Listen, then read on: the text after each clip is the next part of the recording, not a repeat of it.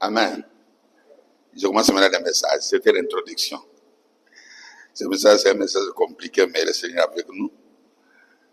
Il nous dirige vers les eaux paisibles.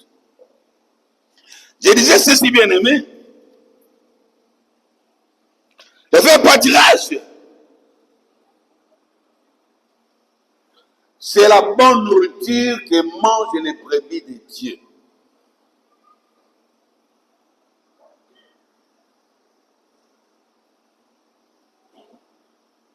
Les brebis ne mangent pas, les brebis brutes, hein. Ne me corrigez pas. Quand je parle de manger, c'est pour que tout le monde comprenne.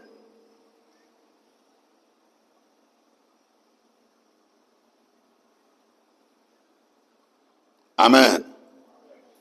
Une brebis ne peut bien se reposer, c'est lorsqu'elle a bien brouté.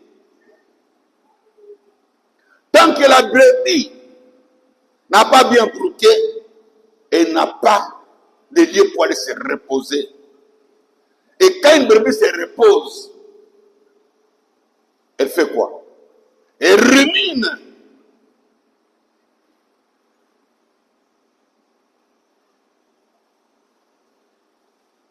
C'est à ce moment-là que la différence se fait avec les autres qui n'ont pas mangé.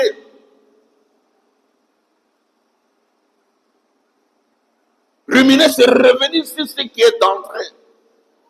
Maintenant, on commence à mettre en pratique. Les enfants de Dieu qui ne mangent pas la parole de Dieu ne peuvent pas mettre en pratique la parole de Dieu parce que ils ne méditent pas cette parole. Qu'est-ce que ça veut dire? Médite cette parole jour et nuit. En mettant cela en pratique, alors tu auras du succès dans tout ce que tu entreprendras. Alors tu réussiras. Josué 1:8. Alors tu réussiras. Si tu rumines, on ne peut réussir à avoir du succès seulement lorsqu'on mange des lèvres de Dieu.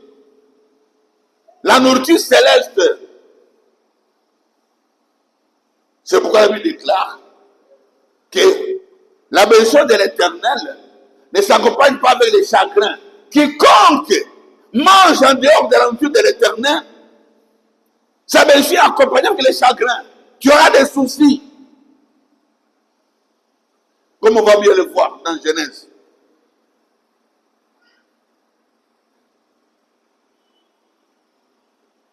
Donner à un enfant du poisson.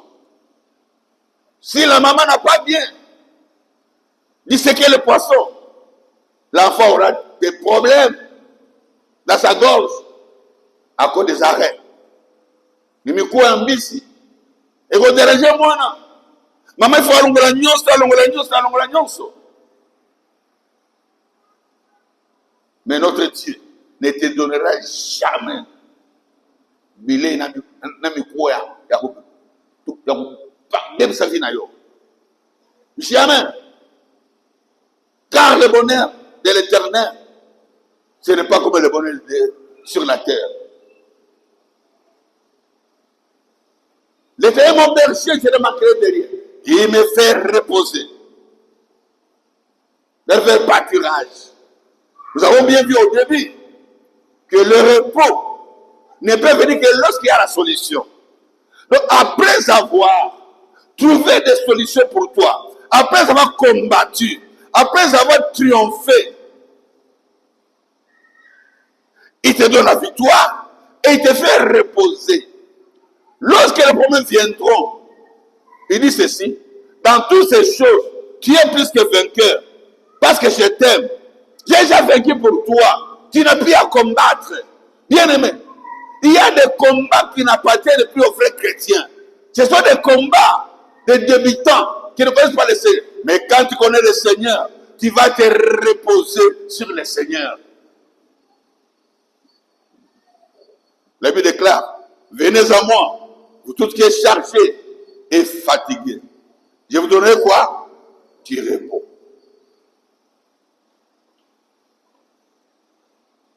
Le repos, c'est Dieu qui donne. Ou si vous voulez bien me comprendre, je n'ai pas du cœur. La souffrance, elle est interne, pas externe. Elle peut se transmettre extérieurement, ça dépend des cas. Mais la vraie souffrance,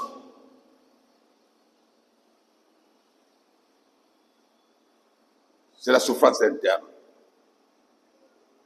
Voilà pourquoi la Bible déclare dans Isaïe 61, verset 1er, l'Esprit du Seigneur est sur moi quand il m'a oint pour annoncer la bonne nouvelle aux pauvres d'eux, pour guérir ceux qui ont les cœurs brisés. Les cœurs brisés, c'est un cœur en souffrance. Jésus seul peut guérir un cœur en souffrance.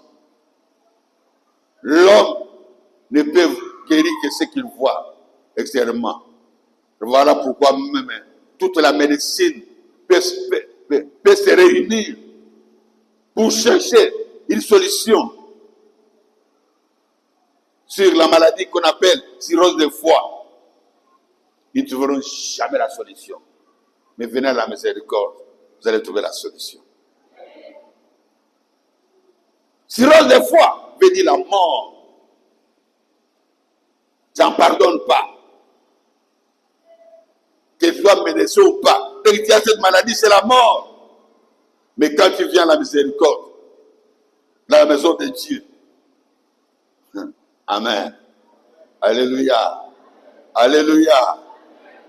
Lui, la Bible déclare dans Matthieu 8, 17, il a pris toutes nos infirmités. Il s'est chargé de toutes nos maladies. 8, 17. Matthieu. Il a pris toutes nos infirmités. Il sait de toutes nos maladies. Il n'y a aucune maladie qui peut te faire manquer du repos. Si tu manges la nourriture céleste. Si tu manges des lèvres verdoyants, les verts pâturages, c'est ça la nourriture solution. Vers pâturage égale nourriture solution.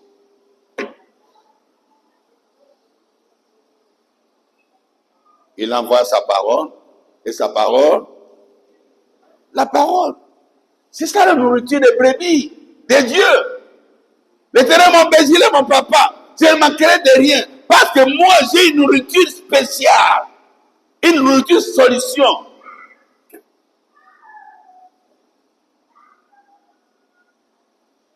Cette nourriture, tu ne la verras pas avec tes yeux physiques. Cette nourriture, tu la verras avec seulement tes yeux spirituels. Voilà pourquoi j'avais du mal à comprendre ce passage. Moi, je voyais toujours ici la nourriture physique. Et pourtant, laissez-nous pas de la nourriture céleste. Je ne comprenais pas ce message. Je lisais toujours Psaume 23, 1 à 6. J'ai récité ça depuis des années. Mais je ne prêchais jamais le 10e verset. Jamais. Le 4e verset, je le prêchais sans problème. Marcher dans la veille de l'homme de la mort, je ne crains pas. Je ne crains pas la mort. Ce verset ici, ça m'est compliqué. J'étais habitué à la nourriture de ce monde. Et je vois ce message autour de ce monde.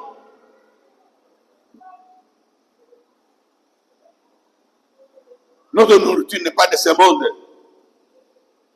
Parce que nous ne sommes pas de ce monde. Lorsque tu nais de nouveau, la Bible déclare, tu as le pouvoir de devenir enfant de Dieu. Et tu es né enfant de Dieu. Lorsque tu es un enfant de Dieu, sache aussi, bien-aimé, demander à l'enfant qui vient de naître ce qu'il mangeait dans le ventre de sa mère. Ce n'est pas ce qu'il va manger quand il soit devant de sa mère. L'enfant a changé de camp. Il était dans le ventre de sa mère. Manger de n'importe quoi que tu peux manger aujourd'hui. Mais lorsque l'enfant sort devant de sa mère, l'enfant a changé de nourriture. Maintenant, c'est le lait maternel. Et puis picot. Après picot, Ça dépend des tribus foufou ou autre chose. Les choses ont changé. C'est lorsque nous venons dans ce monde spirituel, en tant qu'enfants de Dieu, notre nourriture change. Nous avons une nourriture que le monde ne connaît pas, ne supporte pas. Voilà pourquoi Satan s'emploie à t'empêcher d'écouter la parole de Dieu. Sois content seulement pendant la louange.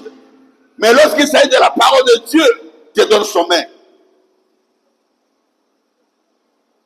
S'il fallait écouter la vraie parole, va tout faire pour t'empêcher de trouver le transport, pour t'empêcher d'avoir une santé divine, pour t'empêcher par rapport à la famille, les travaux, t'empêcher d'une manière ou d'une autre, pour que tu n'écoutes pas cette parole. Parce que cette parole, c'est ta nourriture. Et quand tu la manges, tu deviens spécial. Amen. Bien-aimés dans le Seigneur,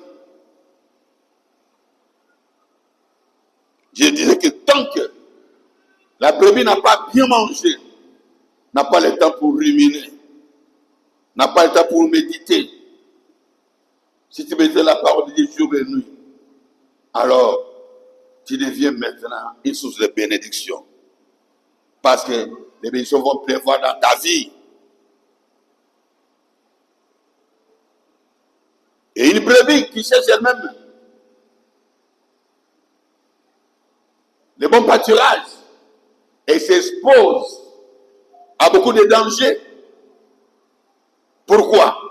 Parce que le monde est plein de loups. Et une brebis qui cherche sa propre nourriture,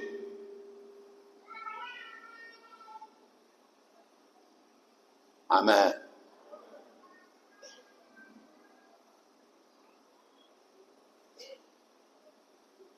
Aujourd'hui, pour trouver du travail, un bon travail, si tu n'as pas un membre de la famille, pour te pistonner, c'est très difficile. Parce que partout, il n'y a que des loups. Surtout quand tu es une fille. Et partout où tu passes, tu es nourriture à manger. Parce que loup, en tant que chef d'entreprise, en tant que chef du personnel, tout le monde veut profiter de toi. C'est ça le monde.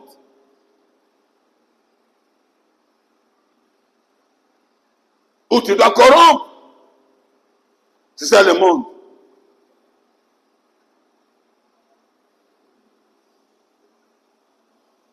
Mais il n'y a que Dieu seul qui peut te trouver un travail où on ne profitera pas de toi.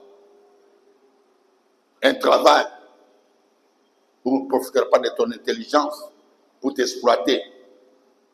Mais un travail où tes capacités qui viennent de Dieu feront de toi un numéro 1, comme c'était le cas de Joseph. Il était nul, sans avenir, mais les capacités divines en lui ont fait qu'à ce que Pharaon puisse l'élever au niveau des premiers ministres. C'est à cela où Dieu nous appelle. C'est ça le message d'aujourd'hui. Amen. Bien-aimés dans le Seigneur, les bébés du Seigneur n'ont pas à chercher le vrai pâturage. Tu n'as pas à chercher. Pourquoi? Parce qu'ils appartiennent à un berger. Si tu es une brebis de l'Éternel, sache que tu as un berger qui s'appelle le Dieu Tout-Puissant. Tu n'as pas à chercher. C'est lui qui doit chercher pour toi.